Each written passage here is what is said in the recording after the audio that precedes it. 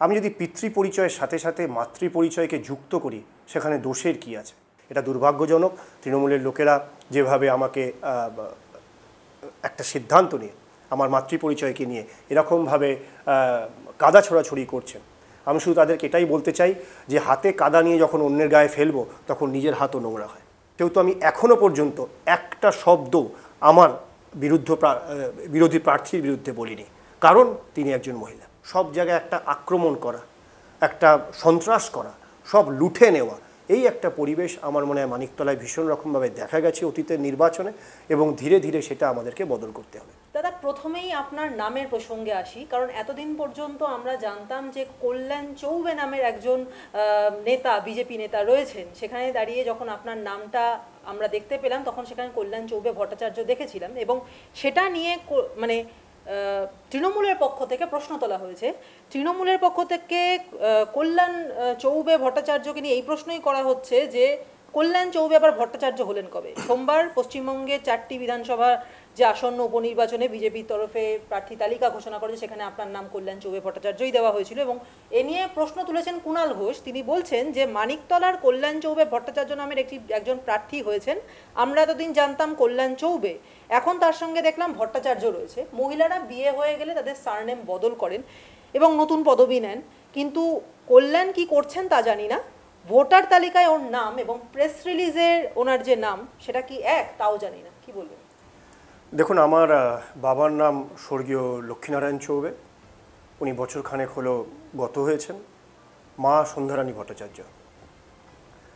সমাজে আমরা এটা দেখে অভ্যস্ত যে সচরাচর উত্তর পুরুষ পিতৃ পরিচয়ই বড় হয়, কিন্তু এখন সমাজ বদলেছে, নারী শক্তিকেও সমান গুরুত্ব দেওয়া হচ্ছে। পৃথিবীর জনসংখ্যার অর্ধেক হলো নারী। আমি যদি আজকে রাজনীতিতে না আসতাম, কেবল একজন ফুটবলের লোক হতাম, যদি ভোটে না দাঁড়াতাম, তাহলে নিশ্চয়ই এই বিষয় নিয়ে এত আলোচনা হতো না। কিন্তু রাজনীতির তে কাটাছেঁড়া হবে, পোস্টমর্টম হবে, এটাই স্বাভাবিক। আমি কোনো নাম পরিবর্তন করিনি, পদবি পরিবর্তন করিনি, ধর্ম, বর্ণ বা জাতি পরিবর্তন করিনি। আমি আমার বাবার পরিচয়ের সাথে সাথে আমি মায়ের পরিচয়টাকে অ্যাড করেছি, পিতৃ পরিচয়ের সাথে সাথে মাতৃ পরিচয়টাকে আমি যুক্ত করেছি। আমরা যদি আমাদের সংস্কারের দিকে তাকাই, দেখব আমরা তুলসীকে মা বলি, সকাল সন্ধ্যে তুলসী গাছে ধূপ, প্রদীপ এবং জল দিই। গঙ্গা নদীকে মা বলি, প্রকৃতিকে মা বলি, ধরিত্রীকে মা বলি, যে দলকে আমরা প্রতিনিধিত্ব করি তাকে মা বলি। কোনো যুদ্ধ জয়ের জন্য শক্তির আরাধনায় মা দুর্গা, কালী মার পূজা করি, আরাধনা করি। শিক্ষা লাভের জন্য বিদ্যাকে দেবী বলি, সাফল্য পাওয়ার জন্য ভাগ্যকে দেবী বলি। সর্বোপরি যে মা আমাদের জন্ম দেয়, জননী জন্মভূমিশ্চ স্বর্গাদপি গরীয়সী বলি। যদি আমাদের দৈনন্দিন জীবনে সমাজে মাতৃশক্তির এত প্রভাব থাকে, তাহলে আমি যদি পিতৃ পরিচয়ের সাথে সাথে মাতৃ পরিচয়কে যুক্ত করি সেখানে দোষের কি আছে? আমার মনে হয় আমার রাজনীতির বাইরেও একটা পরিচয় রয়েছে। আমি যদি এমন কোনো সিদ্ধান্ত নিই যে সিদ্ধান্তে যদি সমাজে কিছু লোকও উৎসাহী হয়ে অনুপ্রাণিত হয়ে সেইভাবে সিদ্ধান্ত নেয়, পিতৃ পরিচয়ের সাথে সাথে মাতৃ পরিচয়কে যুক্ত করে, আমার মনে হয় তাতে কারোর কোনো ক্ষতি হবে না। ভাবুন একবার, আমি আজকে এক মানুষ হিসাবে সামান্য পরিচিত, চাহে সেটা ফুটবলের জন্য হোক বা রাজনীতির জন্য হোক, 2-5টা 10টা লোক আমাকে চেনে। তারা যদি মনে করে হ্যাঁ এটা একটা ভালো সিদ্ধান্ত, এক মহিলা যিনি তার সন্তানকে বড় করার জন্য জন্মের পর থেকে সবথেকে বেশি ত্যাগ এবং পরিশ্রম করেন, যাকে আমরা মা হিসেবে জানি, সেই মা যখন ছেলের সাফল্যে গর্বিত হয়, আর ছেলে যদি মায়ের পরিচয়কে বাবার পরিচয়ের সাথে যুক্ত করে নিয়ে চলে, আমার মনে হয় মাকে সম্মান জানানো। এখানে দোষের কি আছে, অপরাধের কি আছে, সেটা আমি বুঝে উঠতে পারি না। আমার মনে হয় এই প্রশ্ন বা কল্পনা বোঝার ক্ষমতা, বোধোদয়, এটা কেবলমাত্র সেই মানুষের বুদ্ধি এবং বিচারের উপর নির্ভর করবে। সীমিত জ্ঞান থাকলে সীমিত চিন্তাভাবনা থাকবে, সংকীর্ণ মানসিকতা থাকলে সংকীর্ণ চিন্তা হবে, আর যদি ব্যাপ্তিশীল মানসিকতা হয় তাহলে আমার মনে হয় সেইভাবেই সমাজে চলা উচিত। কল্যাণদা, আমরা একটু রাজনীতির প্রসঙ্গে আসি, যে মানিকতলা উপনির্বাচনে এবারের আপনি প্রার্থী এবং লোকসভা ভোটে মানিকতলা বিধানসভা কেন্দ্র থেকে বিজেপির তৃণমূলের থেকে 3000 মতো আসনে পিছনে ছিল, মানে তৃণমূল 3000 আসনে এগিয়ে রয়েছে, খুবই সামান্য সংখ্যা, সেটাকে মেক আপ করবেন কি করে? হ্যাঁ, 3500-এর সামান্য বেশিতে তৃণমূল মানিকতলা বিধানসভায় লিড পেয়েছে। লোকসভা নির্বাচন, বিধানসভা নির্বাচনের, পুরসভার নির্বাচন, তিনটে নির্বাচনের বৈশিষ্ট্য আলাদা। সেই সাথে যদি উপনির্বাচন হয়, স্বাভাবিকভাবেই লোকসভায় যেখানে দেশের সরকার গঠন হচ্ছে তার সাথে কোনো একটা রাজ্যের উপনির্বাচন যেখানে রাজ্যের সরকার গঠন বা পড়ার কোনো সম্ভাবনা নেই, সেই দুটো নির্বাচনকে একসাথে তুলনামূলকভাবে বিচার করা যায় না। আমার মনে হয় যে এটা ঠিক, মানিকতলায় বিজেপি পিছিয়ে ছিল, কিন্তু রাজনীতিতে নির্বাচন আসে, নির্বাচন যায়। মানুষকে একটা রাজনৈতিক দল বা রাজনৈতিক দলের প্রার্থীর প্রাথমিক কর্তব্য হলো যে মানুষকে বোঝানো যে সে তার দলের বিচার কি আছে, তার দল কি করতে পারে, এবং তার দল তাকে যখন প্রার্থী করেছে সে যদি মানুষের আশীর্বাদ পেয়ে সেই বিধানসভাকে প্রতিনিধিত্ব করতে পারে তাহলে সে কি করবে সেই বিধানসভার জন্য। আমার মনে হয় এটা একটা ক্রমাগত প্রচেষ্টা, একটা কন্টিনিউয়াস প্রসেস। ধীরে ধীরে ধীরে ধীরে মানুষকে বোঝাতে হবে, মানুষের কাছে পৌঁছাতে হবে। এর আগেও আপনি যে কারচুপির অভিযোগ করে আদালতের দ্বারস্থ হয়েছিলেন, যে ভোট চুরি হচ্ছে, সেই কারচুপির অভিযোগ আপনি এর আগে করেছিলেন, আদালতের দ্বারস্থ হয়েছিলেন। এবারে নিজে যখন ভোটে দাঁড়াচ্ছেন সেখানে দাঁড়িয়ে এই কারচুপিকে আটকানোর জন্য আপনারা কি করতে পারবেন? না, কারচুপিকে আটকানোর জন্য আমরা বা কোনো রাজনৈতিক দল কিছু করতে পারবে না। কারচুপিকে আটকানোর কাজ হলো প্রশাসন এবং আজকের দিনে সরকার। আমি এবং আমরা এটাই আশা করব যে প্রশাসন তথা সরকার একটা নির্বাচনকে গণতান্ত্রিক প্রক্রিয়ার মধ্য দিয়ে হতে দেবে, সেটা সাধারণ মানুষ যেমন চায় প্রতিটা রাজনৈতিক দলও চায়। আমার অনুরোধ থাকবে যে যারা সংশ্লিষ্ট দপ্তরে আছেন, যারা সংশ্লিষ্ট দায়িত্বে আছেন, তারা বিধানসভার উপনির্বাচনকে গণতান্ত্রিক প্রক্রিয়ায় করার জন্য যাবতীয় সহযোগিতা করবেন।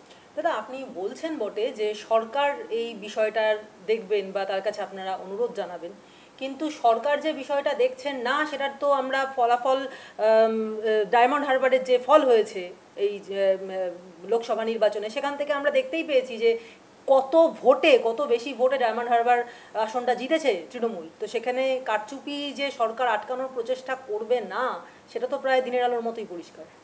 দেখুন, পশ্চিমবাংলার রাজনীতি আমরা দেখেছি, সেটা আজকে নয়। পশ্চিমবাংলার রাজনীতির একটা ইতিহাস রয়েছে। এখানে রক্তপাত হয়, এখানে সন্ত্রাস হয়, এখানে ভোট অগণতান্ত্রিক উপায় হয়, এখানে যদি সংক্ষেপে বলা যায় জোর যার মুলুক তার হয়। আমরা এই সরকারের আমলেও দেখেছি, বিগত সরকারের আমলেও দেখেছি, কিন্তু তার মানে তো এই নয় যে আমাদের চেষ্টা করা বন্ধ করে দিতে হবে। ক্রমাগত সংঘর্ষ করা, ক্রমাগত লড়াই করা, অন্যায়ের বিরুদ্ধে রুখে দাঁড়ানো আমার মনে হয় যে কোনো সুস্থ শুভবুদ্ধি সম্পন্ন নাগরিকের কর্তব্য। ভারতীয় জনতা পার্টি একটা রাষ্ট্রীয় দল, বিশ্বে আজকে সবথেকে বেশি সংখ্যক সদস্য এই রাজনৈতিক দলের সাথে যুক্ত রয়েছে। এটা কোনো একদিনে বিশাল পরিবর্তন আনা সম্ভব নয়, তবে আমরা চেষ্টা করব পশ্চিমবাংলায় গণতান্ত্রিক প্রক্রিয়ায় নির্বাচনও হবে, এটা যেন একটা অভ্যাসে পরিণত হয়। দাদা, তৃণমূলের অভিযোগ আপনার বিরুদ্ধে যে সাধন পাণ্ডে মারা যাবার পরেও নাকি আপনি মানিকতলার মানুষকে বিধায়কের পরিষেবা পাওয়ার থেকে বঞ্চিত করে রেখেছেন, দীর্ঘদিন ধরে মামলা করে সেই পরিষেবা পাওয়ার থেকে আপনি তাদেরকে বঞ্চিত করে রেখেছেন। কি বলবেন এই বিষয়ে? দেখুন, এটা ঠিক যে আমি একটা মামলা করেছিলাম কলকাতা হাইকোর্টে, এবং তার কারণ এটাই ছিল যে পোস্টপোল ভায়োলেন্সে বিধানসভা ভোট পরবর্তী হিংসা আপনারা দেখেছেন। সেখানে যখন হিউম্যান রাইটস থেকে কমিশনের লোকেরা এসেছিল, তারা তাদের প্রাথমিক তদন্তের পর জানিয়েছিল যে পশ্চিমবাংলায় আইনের শাসন নেই, শাসকের আইন। শতাধিক যে রাজনৈতিক সন্ত্রাসে হত্যা হয়েছিল রাজনৈতিক কর্মীদের, বিরোধী কর্মীদের, তার প্রথম যে হত্যাটা হয়েছিল মানিকতলা বিধানসভায় হয়েছিল। লোকসভা নির্বাচনের পরেও যে মানিকতলা বিধানসভা লোকসভায় উত্তর কলকাতায় লিড দিয়েছিল, তার উৎসাহ প্রকাশ করতে গিয়ে আবাসনগুলোতে কীরকমভাবে একটা সন্ত্রাসের ভয়ের পরিবেশ তৈরি করা হয়েছিল। অর্থাৎ মানিকতলা একটা সন্ত্রাসের পরিবেশ রয়েছে, আগেও ছিল, এখনও আছে।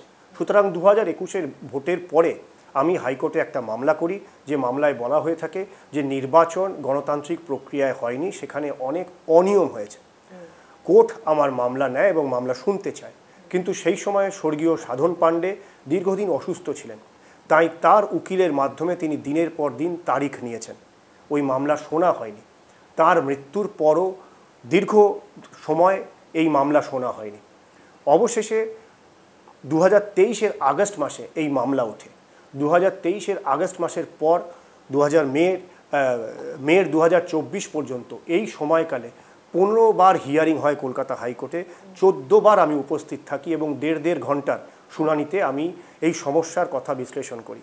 সেই সময় এটাও আমার গোচরে আসে যে এই দীর্ঘ প্রক্রিয়ায়, এই মামলার ফলে আমরা জানি যে আমাদের দেশে মামলা একটা দীর্ঘকালীন প্রক্রিয়া, এই মামলার ফলে মানিকতলার মানুষ বিধায়কহীনভাবে কাটাচ্ছে, পরিষেবা পাচ্ছে না।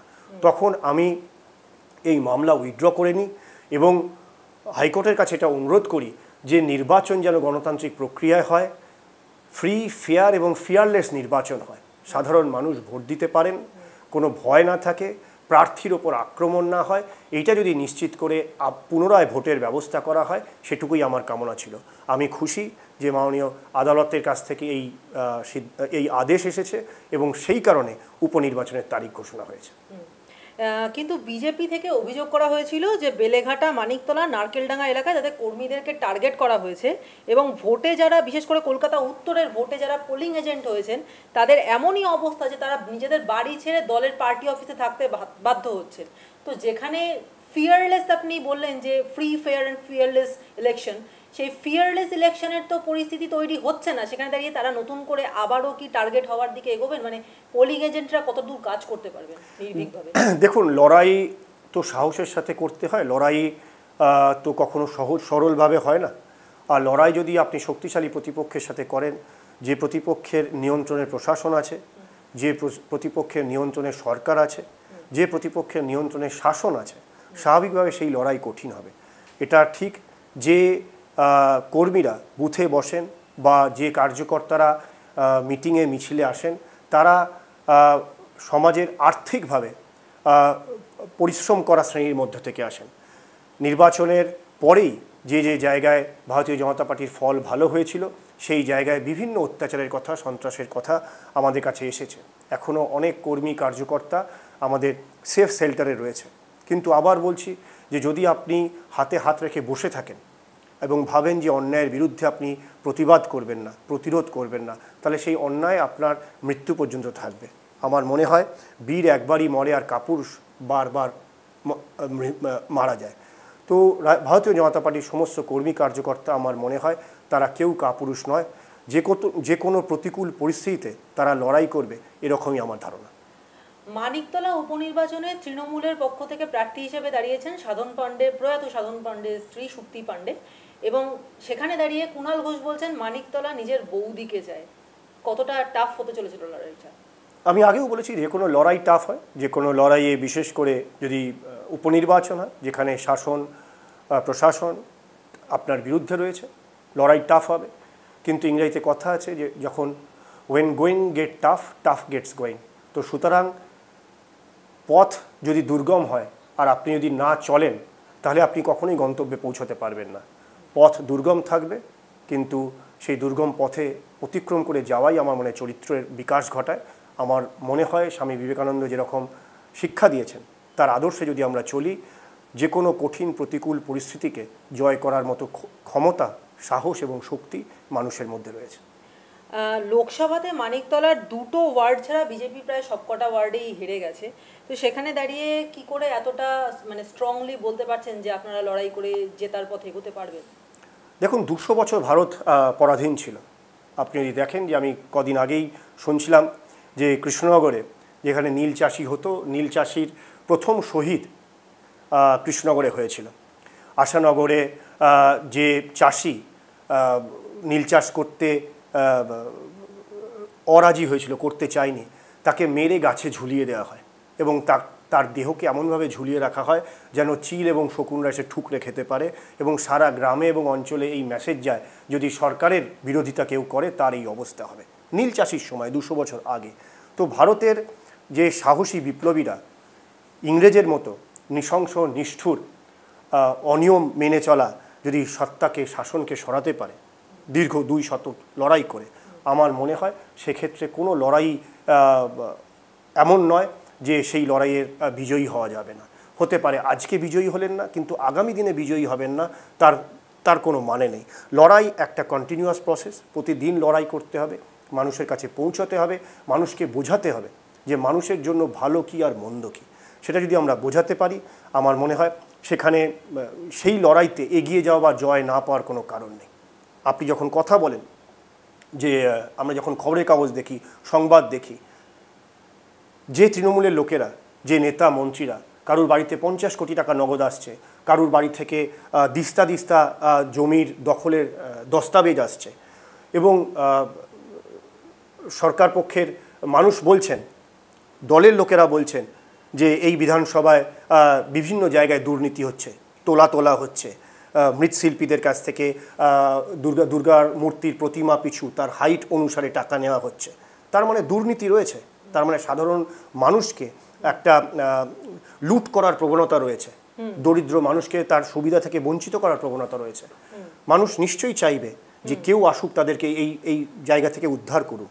সাধারণ মানুষ, জনগণ একটা নেতা চায়। আমার মনে হয় যদি ভারতীয় জনতা পার্টি সেই বিচার নিয়ে এসে সেই দিক যদি দেখাতে পারে, নিশ্চয়ই ভারতীয় জনতা পার্টির সাথে সাধারণ মানুষ যুক্ত হবে। দাদা, আপনি যখন এই দুর্গা প্রতিমার হাইট অনুযায়ী টাকা চাই, আপনি এই প্রশ্নটা যখন তুললেন, তখন আমি এই প্রসঙ্গক্রমে আরেকটা প্রশ্নে আসি। সেটা হচ্ছে যে উত্তর কলকাতার ক্যানালিস্ট রোডের কুমোরপাড়ার মৃৎশিল্পীদের কাছ থেকে প্রতিমা পিছু টাকা দাবি করছে স্থানীয় তৃণমূলের কিছু লোকজন, এবং অভিযোগ আসতে যারা ওই কাণ্ড ঘটিয়েছে তাদের উদ্দেশ্যে দলীয় বৈঠকে রীতিমতো হুঁশিয়ারি দিয়েছেন কুণাল ঘোষ, এবং তিনি বলছেন যে যারা ওই অন্যায় আবদার করছে তাদের উদ্দেশ্যে বলেছেন যে আমি জানি আমাদের কাছে খবর চলে যাবে, এবং হয় তারা সিধে হবে, নয় আইনি পথে তাদের ব্যবস্থার মধ্যে পড়তে হবে। এই কথা সোজা কথা বলে দিলাম। প্রশ্নটা হচ্ছে যে আপনি অভিযোগ করছেন, মানে সাধারণ মানুষের অভিযোগ যে তৃণমূলের লোকজনই এই কাণ্ড করছে, আবার তৃণমূলের তরফ থেকেই এই হুমকি আসছে, অথচ অন্যদিকে আমরা দেখতে পাচ্ছি যেদিকে তাকানো যায় সেদিকেই কোনো না কোনোভাবে কাটমানি খেয়ে বসে আছে তৃণমূলের বড় বড় নেতা মন্ত্রীরা। সেখানে দাঁড়িয়ে এই অভিযোগটাকে কি ফাঁকা আওয়াজ বলে মনে হয় না? একদম। আমার মনে হয় যে দুর্নীতি পশ্চিমবাংলার নির্বাচনের কোনো বিষয় নয়। হতে পারে সাধারণ মানুষ অতিষ্ঠ হয়ে গেছেন এই দুর্নীতি দেখতে দেখতে। আমরা বামফ্রন্টে 34 বছর শাসন ব্যবস্থা দেখেছি। আমরা অনেক অভিযোগ করেছি, সাধারণ মানুষ অভিযোগ করেছে যে কলকারখানা বন্ধ হয়ে যাচ্ছে, শিক্ষাতে রাজনীতি ঢুকে যাচ্ছে, থানায় রাজনীতি ঢুকেছে, কোথাও চাকরি নেই। কিন্তু আমরা তখনও এরকম দুর্নীতির কথা শুনিনি। পশ্চিমবাংলার রাজনীতিতে, পশ্চিমবাংলার রাজনীতিকের বাড়ি থেকে, নেতা মন্ত্রীর বাড়ি থেকে নগদ টাকা উদ্ধার হচ্ছে, এরকম আমরা 34 বছরের শাসনকালে দেখিনি। এটা আমার মনে হয় বিশাল বড় একটা অবক্ষয় পশ্চিমবাংলার রাজনীতিতে। এবং সেখানে যদি একই দলের একজন অপরজনকে বলে যে হ্যাঁ দলীয় লোকেরাই দুর্নীতিতে যুক্ত, সে তার থেকে বড় দুর্ভাগ্যজনক আর কী হতে পারে। এর একমাত্র কারণ হতে পারে, বা আমার মনে হয় যে রাস্তা হতে পারে এখান থেকে বেরোনোর একটা বিকল্প পথ, যে বিকল্প পথে যে হ্যাঁ আমরা আপনাকে একটা দুর্নীতিমুক্ত সরকার দিতে পারি, দুর্নীতিমুক্ত একটা রাজনীতি দিতে পারি, বা একটা রাজনৈতিক বিচার আনতে পারি, যে বিচারে সাধারণ মানুষের উন্নতির কথা বলা হবে, গরিব মানুষের উন্নতির কথা বলা হবে, গরিব মানুষকে লুট করার রাস্তা বন্ধ করা হবে। সে মানে আপনি লুট করছেন, আপনি তোলা তুলছেন, দল ব্যবস্থা নেবে বা আমরা ব্যবস্থা নেব। এর থেকে যদি বিষয়টা এরকম আসতো যে এই ধরনের কোনো ঘটনাই ঘটছে না, এই ঘটনা ঘটবে কেন? আপনার সমস্ত কাউন্সিলর আপনার, অধিকাংশ পঞ্চায়েত আপনার দখলে, অধিকাংশ বিধায়ক আপনার, সরকারে আপনি প্রায় তৃতীয় টার্মে 13 বছর 14 বছর ধরে চলছেন, সম্পূর্ণ মেজরিটি চারিদিকে আপনার, তবুও কেন এই রকম পরিস্থিতি হবে যেখানে কেবল আর কেবল দুর্নীতি আসছে? কিন্তু আমার মনে হয় যে সাধারণ মানুষের মনে হয়েছে যে এই বিকল্প নেই, এই বিকল্প সাধারণ মানুষের কাছে তুলে ধরতে হবে, মানুষের কাছে পৌঁছাতে হবে, এবং ভারতীয় জনতা পার্টির যে বিচার, সেই বিচারের কথা বারবার মানুষকে বোঝাতে হবে। দাদা, আপনি এক্ষুনি একটা মানে ইংরেজি কথা বললেন, when the going gets tough, the tough gets going। এটা আমরা ছোট বড় সবাই জানি, এবং খেলার মাঠে এটা তো খুব যে প্রযোজ্য সেটা তো আপনার চেয়ে ভালো কেউ জানবে না, আপনি একজন স্পোর্টসম্যান। তো সেখানে দাঁড়িয়ে একটু অন্য প্রশ্ন করি যে আপনি খেলোয়াড় হিসেবে মাঠকেও দেখেছেন সেখানে কতটা নার্ভের চাপ নিয়ে আপনাকে খেলা বের করতে হয়, এবং এখন রাজনীতির ময়দানেও দেখতে পাচ্ছেন যে কতটা নার্ভের ওপর চাপ পড়ছে। সেখানে দাঁড়িয়ে আপনার কি মনে হয় একটা ময়দানে ফুটবল খেলাটা বেশি কঠিন, নাকি রাজনীতির ময়দানে মানে ময়দানে গোল দেওয়া সেটা বেশি কঠিন? না, আমি বলবো দেখুন, একটা মানুষের জীবনের বিভিন্ন সময়ে বিভিন্ন পরিস্থিতি আসে, বিভিন্ন সুযোগ আসে, এবং সেই পরিস্থিতিকে আপনি কীরকমভাবে আপনি পারফর্ম করছেন সেটাই আপনার চরিত্রের সেখান থেকে পরিচয় আসে। যখন আমি গোলকিপার হিসেবে ফুটবল মাঠে ম্যাচ খেলেছি এবং কোনো গুরুত্বপূর্ণ ম্যাচ জিততে হবে এরকম পরিস্থিতি হয়েছে, স্বাভাবিকভাবে সেটা আমার ব্যক্তিগত লড়াই করার প্রবণতা এবং ব্যক্তিগত প্রতিভা বা দক্ষতার উপর নির্ভর করেছে। এটা বড় বেশি ব্যক্তিগতর ব্যাপার, কারণ আপনি ফুটবল খেলছেন, আপনি পারফর্ম করছেন, আপনি কেমন গোলকিপার, আপনি কটা বল আটকাতে পারছেন। কিন্তু আপনি যখন একটা ভোটে লড়াই করছেন যেখানে প্রায় 2.25 লক্ষ ভোটার রয়েছে, অসংখ্য মানুষ রয়েছে, এটা কোনো একটা ব্যক্তিগত প্রচেষ্টা বা ব্যক্তিগত লড়াইয়ের পরিণাম আসতে পারে না। এটা ঠিক কোনো একজনকে প্রার্থী হতে হয়, কোনো একজনকে দলের প্রতীকের মুখ হতে হয়, কিন্তু এই লড়াই একটা সমষ্টিগতভাবে লড়াই, এই লড়াই একটা সংঘবদ্ধ লড়াই। এই সংঘবদ্ধ লড়াইয়ে স্বাভাবিকভাবেই অনেকগুলো বিষয় এখানে আসবে, তার মধ্যে অবশ্যই একটা হবে যে সাংগঠনিক শক্তি এবং দুর্বলতা। দলের সাথে দলের লড়াই হবে।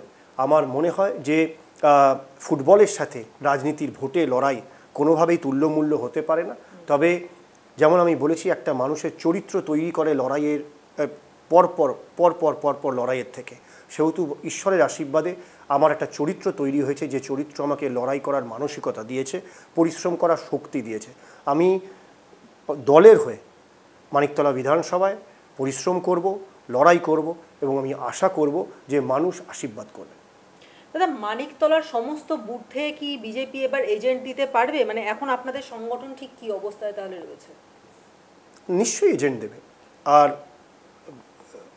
মানুষ এই বিচারের সাথে রয়েছে, বিচারের সাথে রয়েছে বলেই আজকে আমার স্ক্রুটিনি ছিল, এবং প্রার্থীর পক্ষে একাধিক বাঘা উকিল উপস্থিত ছিলেন আজকে আরোর কাছে। যাবতীয়ভাবে প্রচেষ্টা করা হয়েছিল যে আমার নমিনেশন বাতিল হয়ে যায়। তাহলে নিশ্চয়ই কোথাও না কোথাও মনে হয়েছে যে নির্বাচন খুব সহজ এবং সরলভাবে এখানে জয় আসবে না। ভারতীয় জনতা পার্টির একটা বিশ্বাসযোগ্যতা রয়েছে, এবং সেই বিশ্বাসযোগ্যতার কোমর ভাঙার জন্য আপনার বিরুদ্ধে অনেক মিথ্যা অভিযোগ আনা হবে। আমি বলেছি আপনার এই সাক্ষাৎকারের শুরুতেই, যদি রাজনীতিতে না আসেন তাহলে হয়তো আপনার অতীত নিয়ে বা আপনার ব্যবহার নিয়ে এত কাটাছেঁড়া হবে না, আপনার সিদ্ধান্ত নিয়ে এত কাটাছেঁড়া হবে না। এটা দুর্ভাগ্যজনক। তৃণমূলের লোকেরা যেভাবে আমাকে একটা সিদ্ধান্ত নিয়ে, আমার মাতৃপরিচয়কে নিয়ে এরকমভাবে কাদা ছোড়াছড়ি করছেন, আমি শুধু তাদেরকে এটাই বলতে চাই যে হাতে কাদা নিয়ে যখন অন্যের গায়ে ফেলবো তখন নিজের হাতও নোংরা হয়। সেহেতু আমাকে যতবার বলা হয়েছে যে এর কি উত্তর দেবেন, এর কি বলবেন, অমুক আপনার বিরুদ্ধে বলেছে, তমুক আপনার বিরুদ্ধে বলেছে, আমি শুধু একটা কথা বলেছি যে আমার বিরুদ্ধে যে প্রার্থী দাঁড়িয়েছেন তিনি একজন মহিলা, একজন নারী, একজন সদ্য বিধবা, তিনি বয়োজ্যেষ্ঠা, তিনি হয়তো নির্বাচনে লড়াই করছেন, কিন্তু তার যে পারিবারিক এবং ব্যক্তিগত লস হয়েছে তার প্রতি আমার পূর্ণ সমবেদনা রয়েছে। আমি একটা রাজনৈতিক বিচারের জন্য লড়াই করতে এসেছি, আমার কোনো ব্যক্তি বিশেষের বিরুদ্ধে লড়াই নয়, কোনো শত্রুতা নেই। সেহেতু আমি এখনও পর্যন্ত একটা শব্দ আমার বিরোধী প্রার্থীর বিরুদ্ধে বলিনি, কারণ তিনি একজন মহিলা। তো সেহেতু মানুষের কাছে পৌঁছানোর জন্য আপনাকে অন্যকে নিন্দা করতে হবে, অন্যকে ছোট দেখাতে হবে, তবেই আপনি বড় হবেন এটা নয়। আপনি আপনার বিচার নিয়ে যেতে পারেন। তৃণমূল আজকে এক বিধায়ক মানিকতলায় রয়েছে, দশকের পর দশক ধরে রয়েছে, কি করেছেন আপনি তুলে ধরুন। আর এক নতুন বিধায়ক এলে, নতুন দল এলে কি করবে সেটা তুলে ধরব। তার জন্য কেন আমি ব্যক্তির উপর কাদা ছুড়ব? কেন একটা মানুষকে সব সময় আমাকে নিচু দেখাতে হবে কারণ সে ভোটে দাঁড়িয়েছে বলে? আমার এতে কোনো মনোবল ভাঙবে না। আমি আরও বেশি স্বাগত জানাচ্ছি। যত বেশি নিন্দা করতে পারেন, যত বেশি গালাগাল দিতে পারেন আপনি দিন, কিন্তু ভারতীয় জনতা পার্টি একটা স্বচ্ছ, দুর্নীতিহীন একটা রাষ্ট্র নির্মাণের বিচারকে নিয়ে একটা পরিষ্কার রাজনীতির ছবি এনে এখানে আসবে। যদি মানুষ মনে করে নিশ্চয়ই মানুষ ভোট দেবে, মানুষ জেতাবে, যদি মানুষ ভোট দেওয়ার সুযোগ পায়। যেটা প্রশাসন এবং শাসনের কর্তব্য, সুষ্ঠু গণতান্ত্রিক প্রক্রিয়ায় নির্বাচন করানো। কল্যাণ, আমরা এর আগেই একটা প্রশ্নে এসেছিলাম যে ক্যানালিস্ট রোডের যে প্রতিমা শিবির তাদের কাছ থেকে তোলা আদায় করা হচ্ছে, এবং তৃণমূলের যিনি মুখপাত্র কুণাল ঘোষ তিনি সেক্ষেত্রে তাদেরকে হুঁশিয়ারি দিয়েছেন। এরপর এটা প্রথমত গেল। দ্বিতীয়ত, যে এর আগে মানিকতলা বিধানসভার এলাকার একটা আবাসনে ঢুকে স্থানীয় তৃণমূলের কিছু দুষ্কৃতী বলবো না, সাধারণ মানুষ বলবো তা জানি না, তারা তাণ্ডব চালিয়েছিলেন। আবাসনের ভেতর ঢুকে প্রচণ্ড আওয়াজ করে ডিজে চালানো, কয়েকশো মোটরসাইকেল, মানে সাইকেল, অটো রিক্সা এই সমস্ত নিয়ে ঢুকে পড়া, এবং যথেচ্ছভাবে সোডার বোতল ছোড়া ইত্যাদি হয়েছিল, এই অভিযোগ এসেছিল। এবং দেখা গেছে যে ভোটের ফল ঘোষণার পর ওই ঘটনা নিয়ে দলীয় বৈঠকে যথেষ্ট নিন্দা করেছেন বা যথেষ্ট বিরক্তি বা ক্ষোভ প্রকাশ করেছিলেন মুখ্যমন্ত্রী মমতা বন্দ্যোপাধ্যায়। এই যে দুটো পরপর ঘটনা, যেখানে নিজেদের দলের লোকেদেরই কাজ কারবার নিয়ে দলীয় নেতা, স্থানীয় যারা রয়েছেন, যিনি তৃণমূল সুপ্রিমো এবং দলের একজন নেতা, তারা ক্ষোভ প্রকাশ করছেন বা তারা সেখানে হুঁশিয়ারি দিচ্ছেন, এটা কি নেহাতি মানে লোক দেখানো হুঁশিয়ারি, নাকি সত্যি সত্যি এর পেছনে কোনো রকম মানসিকতার বদল আছে? কি মনে হয়? না, আমার তো মনে হয়, দেখুন, যে কথায় আমি আমার উল্লেখ করেছিলাম যে সদ্য কৃষ্ণনগরের আশানগরে যেখানে নীল চাষিকে ঝুলিয়ে দেওয়া হয়েছিল মেরে 200 বছর আগে, সেই একই জিনিস আমরা 2021-এর ভোট পরবর্তী হিংসায় দেখেছি যে কত ভারতীয় জনতা পার্টির কার্যকর্তা বা সাংগঠনিক দায়িত্বে রয়েছেন মণ্ডল সভাপতি বা বুথ সভাপতিদেরকে মেরে গাছে ঝুলিয়ে দেওয়া হয়েছে। এই যে ভয়ের, সন্ত্রাসের রাজনীতি, এই রাজনীতির একটা অভ্যাস রয়েছে বর্তমান শাসক দলের মধ্যে, তারই একটা ছবি আমরা দেখলাম। ওখানে জনপ্রতিনিধি গেছিলেন, ওখানে জনপ্রতিনিধি রয়েছিলেন, সেই কয়েকশো অটো ঢুকে যেখানে ভয়ের একটা সন্ত্রাসের পরিবেশ তৈরি করা হয়েছিল, কারণ এখান থেকে ভোট বেশি পড়েছে বিরোধী দলের কাছে, সুতরাং একটা ভয়ের পরিবেশ তৈরি করতে হবে। 2021 সালে এরকম অন্য একটা আবাসনে ভোটের পর যখন জানা যায় ওই আবাসনের অধিকাংশ ভোট তৃণমূলের বিরুদ্ধে গেছে, সেখানে মদের বোতল ভেঙে গাড়িতে মারা হয়েছে। যে মেরেছেন প্রার্থীর, বিজয়ী প্রার্থীর মেয়ের নেতৃত্বে ওখানে ভাঙা হয়েছে, মারা হয়েছে। তারপর যখন এই বিষয়টি নিয়ে সাধারণ মানুষ গেছে ওই আবাসনের লোকেরা, তখন বলা হয়েছে যে আপনার বিল্ডিংয়ের সামনে একটা বাম্পার করে দেওয়া হবে, স্পিড ব্রেকার, তাহলে গাড়ি যখন যাবে স্লো হবে এবং কাঁচের বোতল ছুটতে আরও সুবিধা হবে। তো এই একটা পরিবেশ রয়েছে, একটা ভোটের সন্ত্রাসের পরিবেশ রয়েছে। এই পরিবেশকে আপনি অস্বীকার করতে পারবেন না, এবং হতে পারে যে রাতারাতি এর পরিবর্তন হবে না, কোনো একটা নির্বাচনে এই পরিবর্তন হবে না যে এই উপনির্বাচন এলো, আপনি বিজয়ী হলেন আর সাথে সাথেই ভয়ের পরিবেশ চলে গেল, তা নয়। এই যে সব পাওয়ার যে পরিবেশ, ভীষণ রকম ভয় দেখানো এবং বিরোধী শূন্য করার রাজনীতি, আমার মনে হয় এই অভ্যাসের পরিবর্তন আনতে হবে। এটা ভীষণ রকমভাবে দরকার। আমরা বাঙালিরা মধ্যবিত্ত রুচিসম্পন্ন বাঙালি, যে বাড়িতে যে কোনো মেয়ে জন্মায় সে কখনো না কখনো একবার রবীন্দ্রসঙ্গীত এবং শেখে এবং গলা সাধে। কোনো ছেলে জন্মায় একবার না একবার ফুটবল খেলে। সাধারণ মধ্যবয়স্ক মানুষ চায়ের আড্ডায় বসে রাজনীতি, খেলা, সংস্কৃতি, শিক্ষা নিয়ে আলোচনা করে। আমার মনে হয় সেই বাঙালি হারিয়ে গেছে। উত্তর কলকাতা বনেদি পরিবেশ, বনেদিয়ানা, যে বাঙালি, যে বিশ্ববিদ্যালয়, যে হাইকোর্ট, যে হাসপাতাল, মেডিকেল কলেজ, যে স্কটিশ হিন্দুর মতো স্কুল, এই যে জায়গাগুলোতে সব জায়গা থেকে যে রুচিসম্পন্ন শিক্ষিত বাঙালির একটা বিদায় হয়ে গেছে, নেই। এখানে সেখানে কি জায়গায়, সব জায়গায় একটা আক্রমণ করা, একটা সন্ত্রাস করা, সব লুঠে নেওয়া, এই একটা পরিবেশ আমার মনে হয় মানিকতলায় ভীষণ রকমভাবে দেখা গেছে অতীতের নির্বাচনে, এবং ধীরে ধীরে সেটা আমাদেরকে বদল করতে হবে।